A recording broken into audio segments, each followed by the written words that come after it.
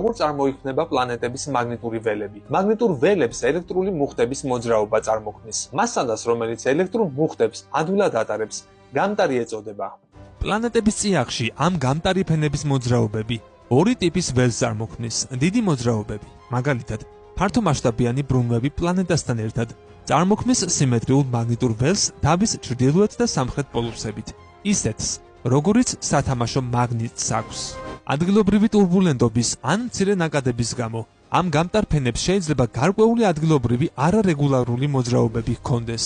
ეს არარეგულარულობები გამოიხატება გარკვეულ პატარა ანომალიებში პლანეტის მაგნიტურ ველში ან იმ ადგილებში, სადაც ველი გადახრილია. აღარ წარმოადგენს სრულყოფილ დიპოლურ ველს.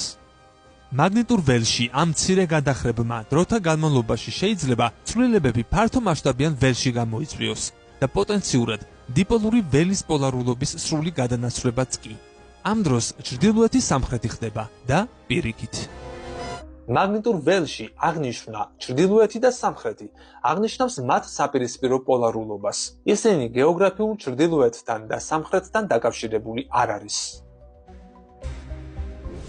ატმოსფეროს ყველაზე ზედა ნაწილში, იგივე იონოსფეროში, დედამიწის მაგნიტური ველი წარმოქმნის მაგნიტურ ბუშტს, რომელსაც მაგნიტოსფეროს უწოდებენ. მაგნიტოსფერო გადამწყვეტ როლს ასრულებს დედამიწაზე სიცოცხლის დაცვაში. გვიცავს სახიფათო მაღალ ენერგიული კოსმოსური რადიაციისგან, რომელიც ვარსკვლავთა აფეთქებებისას წარმოიქმნება და მუდმივად მოძრაობს სამყაროში. მაგნიტოსფერო ურთიერთქმედებს მზის ქართანაც, რომელიც წარმოადგენს მზიდან წამოსულ მაგნეტიზებულ აირს. მაგნიტოსფეროსა და იონოსფეროს ურთიერთქმედება მაგნეტიზებულ მზის ქართან წარმოქმნის ეგრეთ წოდებულ კოსმოსურ ამინდს. როგორც წესი, მზის ქარები მსუბუქია და კოსმოსურ ამინდზე დიდად არ ზემოქმედებს. თუმცა არის პერიოდები, როცა მზე კოსმოსში მოზრდილ მაგნეტიზებულ ღრუბლებსა და გაზებს ისრვის. ამ მოვლენას კორონალური მასის ამოფრქვევას ეძახიან. თუკი კორონალური მასის ამოფრქვევა დედამიწისკენ არის მომართული, მაგნიტოსფეროსთან მისი ურთიერთქმედება წარმოქმნის გეომაგნიტურ შტორმს.